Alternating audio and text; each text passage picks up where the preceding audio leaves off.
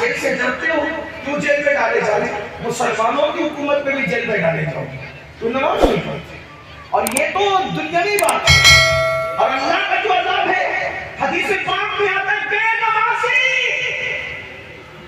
جب رستہ چل جائے تو کیڑے مکوڑے اس پہ لعنت کرتے ہیں اور اللہ سے عرض کرتے ہیں مولا ہمیں اتنی طاقت دیتے کہ ہم اس کو مار ڈالیں. یعنی بے نمازی کا وجود کیڑے مکوڑوں کو بھی گوارا نہیں ہے. بتاؤ اللہ کی مرضی کے بغیر پتہ نہیں ہلتا. فاسقوں کو ختم کرنے کے لیے قدرت منکرین اسلام کا لشکر بھیجتی ہے، مشرکین اور ملحدین کا لشکر بھیجتی ہے. یہ تاریخ ہے. اگر آج آپ دین کی طرف نہیں آؤ گے تو اس سے بدترین حالات دیکھنے کو ملیں گے. بطور بددعا نہیں بلکہ حدیث کی روشنی میں تمہیں آگاہ کیا جا رہا ہے. جلسے میں آنے والوں، اگر دنیا اور آخرت کو بہتر بنانا ہے تو اللہ کی پناہ میں آؤ. حدیث پاک ہے، اللہ کے رسول علیہ السلام فرماتے ہیں جو نماز چھوڑ دیتا ہے اللہ اپنی امان کی چادر اس کے سر سے ہٹا لیتا ہے. اللہ اپنی پناہ سے اس کو باہر کر دیتا ہے. لوگوں کو برادری کے باہر ہونے کا خوف ہے. اللہ جس کو اپنی پناہ سے باہر کر دے، اللہ جس کو اپنی امان سے باہر کر دے، اس کا حال کیا ہوگا؟ اس کو تو چوہے بھی کچل ڈالیں گے، اس کو تو مچھر بھی چاٹ ڈالیں گے، اس کو تو اللہ اکبر جانور اور پرندے اور چرندے بھی ختم کر دیں گے. کیونکہ اللہ جس سے پناہ ہٹا لے، یاد رکھنا اللہ کی پناہ بہت بڑی چیز ہے. اگر اللہ پناہ دینے پر آئے، توجہ، اگر اللہ پناہ دے، اگر اللہ پناہ دے تو اللہ کی پناہ کی شان یہ ہے کہ وہ مکڑی کے جالے سے بھی بڑے سے بڑے طاقتور کی حفاظت کر لیتا ہے.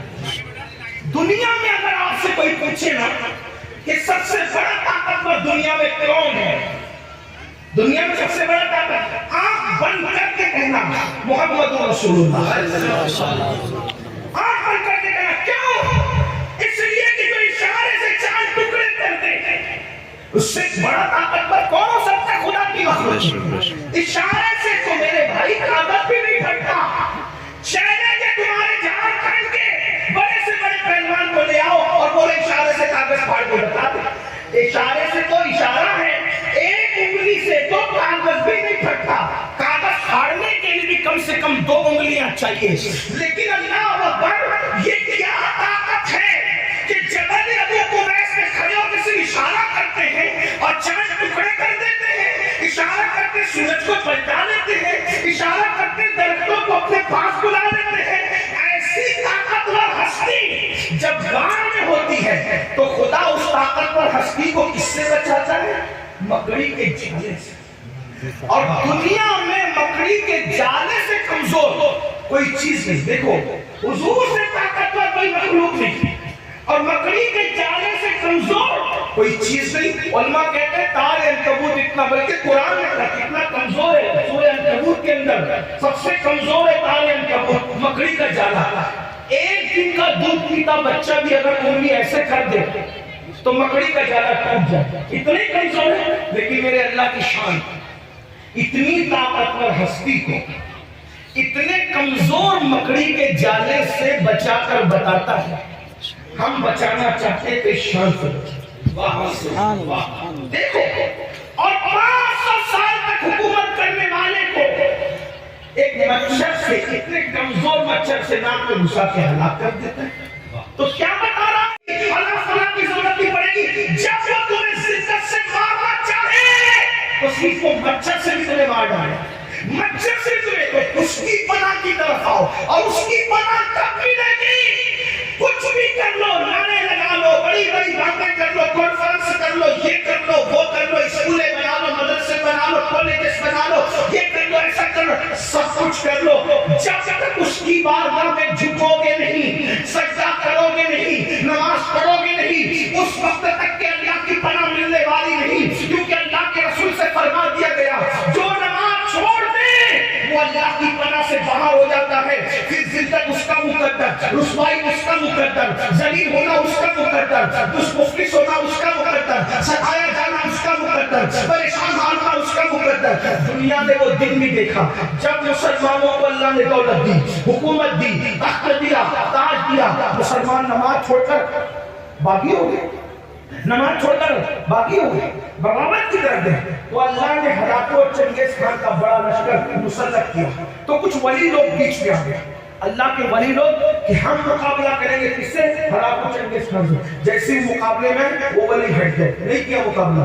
لوگوں نے پوچھا اللہ والوں روحانیت کیا ہوگی، کیوں مقابلہ نہیں کرنا؟ کہا رجال الغیب کی روحیں تو ان کے سر پر ہے، اور وہ روحیں کہہ رہی جس کو ہم سنتے ہوئے سن رہے ہیں، وہ روحیں کہتی ہیں ان کافروں سے اے کافروں ان فاسقوں کو ختم کر دو، اے کافروں۔